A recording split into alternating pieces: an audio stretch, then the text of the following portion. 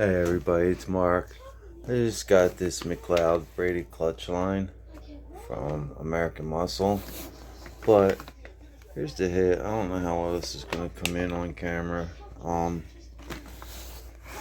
this is what like a lot of people said to go out and get, but after watching a bunch of install videos on this clutch line, I see here.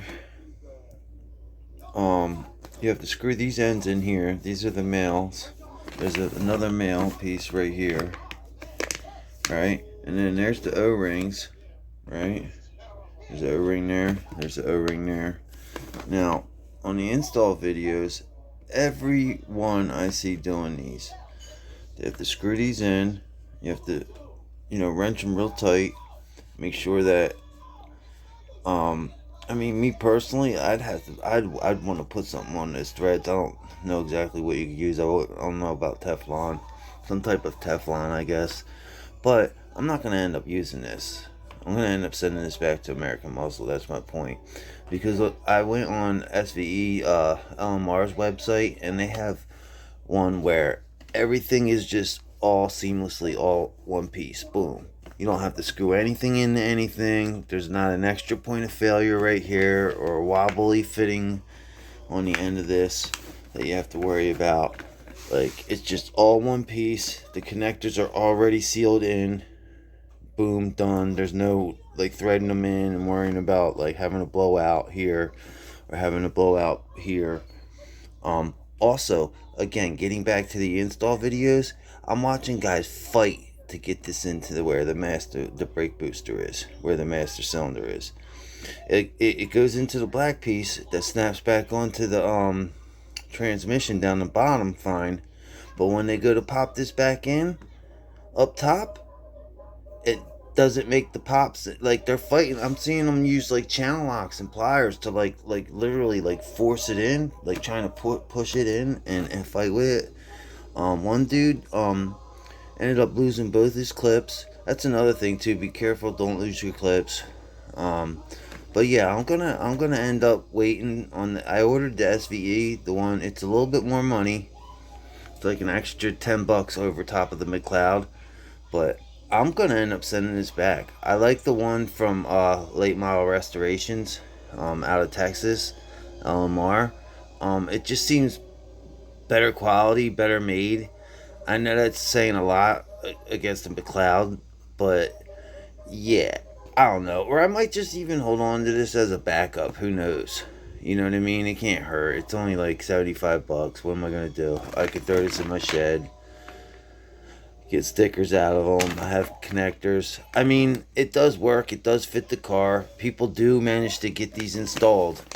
I mean, but the fight that I see guys going through to get these compared to the LMR, the way the LMRs they just pop right on, sucks it right in, boom, bam. And it's not that they're any looser or anything like that. It's just supposedly the same. It's got something to do with this where the clips like on this. Let me get a little closer. That's where the clip ring locks it in place right there. And on the LMR ones, it just gives you a little bit more room. And like I said, this fights you getting into the master cylinder. And I'm not trying to break shit on my car. I'm not going through that, especially if this is something I'm probably going to attempt to do on my own. I don't know.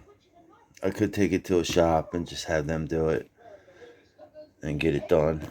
But yeah, I just want to get this up here, and then when the one from LMR comes in, I'll get them and compare them together.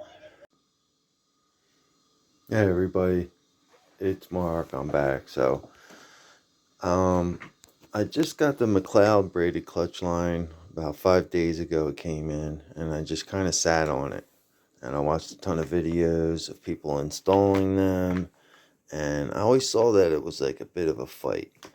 I'm not going to return it. I got it from American Muscle. It was like $65. I'm going to keep it as a backup. But I just want to show you the comparison between this and the SVE. The one I ordered from LMR, Late Model Restoration online. This is the SVE steel braided clutch line. Now just look. Let me get this and take my time real slow. But look at the difference in the thickness between the two of them. I haven't taken this one out of the bag, but I did manage to like snake a fitting out so we can set them side by side too and compare them. But just look at the thickness, especially once you get it out of the bag. This is a lot thicker, a lot stronger, a lot more durable. This thing's going to hold up a lot better. Also the ends, they're not all weeble wobbly, spin around like this, like these. You know what I mean? Like you can literally like shake them and wiggle them around. I mean, I know I have a braided oil feed line similar to this, but with a better connector, a better end than that. And now this has to screw into this. So to me, I mean, I'm basically seeing like 2 points of failure when I'm seeing that. I don't know. I'm not knocking it. I'm just saying. Let's just set that over here for a second. I know a lot of guys use these, run these and have no problems. But I've also watched about 5 videos right now online. Recently, I mean to say, where like guys were literally fighting to get these back in. Like it pops in to the bottom clip that hooks to the trans fine, and that usually goes on fine. But when they go back into the master cylinder or the slave cylinder, it doesn't want to pop in. It doesn't want to go in. I'm watching guys fight with channel locks and pliers to try and like literally force it in by hand. And then these, I mean, every video I've seen on this, it just seems to like make that pop sound and just suck right on. You know, you lube both on both of them. You lube both O-rings. The slot seems to be, if you look, sorry, I had the camera off track for a second. If we look real close, like this is the screw-in one. You can see it's a little bit tighter in here than this one is. This one also has a little space back here, but judging by the way this is set up and where the placement of the O-rings are on both of them and the placement of these two being both in the same exact spot, this is where the retainer clip clips. So, yeah, I'm gonna probably be taking this to a shop next week to have a guy put it in for me. Whatever. I mean, I could probably do this myself, but again, I don't want to have to get on jack stands and get under my car and do it that way. So, yeah, this isn't like something super hard to do, but I'd rather just take it to a guy who has a lift shop, just pay him, let him do it. That way, you know, I get my car back. If there's an issue, it's kind of on him. You know what I mean? To a certain extent. You know what I mean? If it's an issue with the hardware, then that's on me. But, like, this is definitely the one.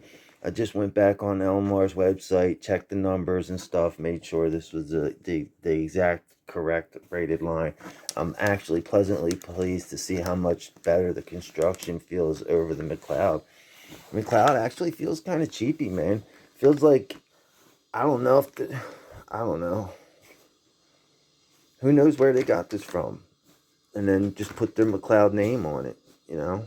That's what it looks like to me. Like Mcleod got some, you know, cheaper company. Because I've seen different Mcleod lines before. I've seen ones that look better than this, that had better fittings, you know, AM4 or whatever that is, fittings on the ends of them. AN6 or whatever that is. But yeah, and also I was like literally surprised at the difference in the thickness. Strength. This is going to be a little bit harder to like snake around and move than this one, but whatever. Once it's in place, as long as it's not nowhere near the, you know, the headers or the exhaust in any kind of way, I'll be fine. Anyway, I'm hearing this is like the main fix for lockout, high RPM lockout, braided clutch line. Put one of these in. I don't know. People say it's the shifter. People say it's the clutch.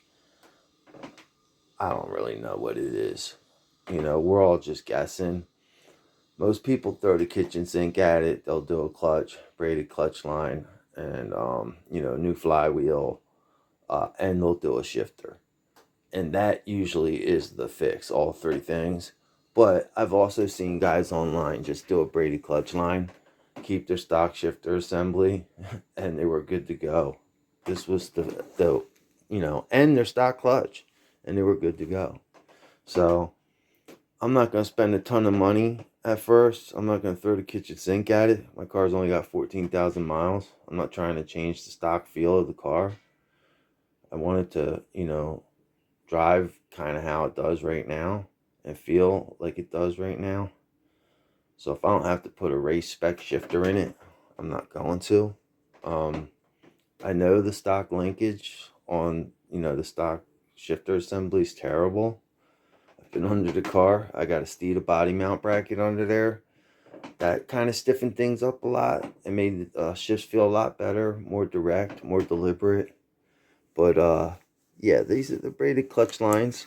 Oh, this is something else I got planned in the works too. I'm probably gonna do it on video when I do it. This is the resonator tube delete from Steeda for the sound tube that runs back to the wood you cut, the firewall, and put sound back into the cabin. I don't want it. I want to take that out just to have more room too. I also ordered 2 new clips. You wouldn't believe what these cost. They're supposed to come 2 in a pack. This is proof.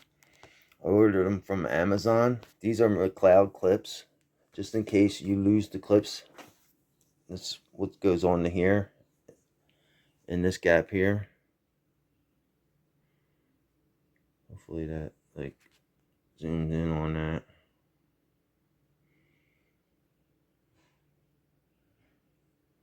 But yeah, anyway, yeah, they got me. They're supposed to come 2 in a pack, but both times I order them, I only got 1 clip in a pack. And it says right on in there on Amazon, it's supposed to come with 2 in a pack. But anyway, I ordered these as backup because these usually go flying when they go to pull these out and then pop the old clutch line out. They usually just, end up disappearing, never to be seen again. So it's better to have these on hand just in case. So I got this all planned out. Hopefully, the guy gets it done and gets it done right. And, yeah, I'll let you guys know how I make out once it's in the car. I haven't really been driving it lately. I got it under a car cover. I got it just chilling. Trying not to put a ton of miles on it. And only drive it when I have to right now.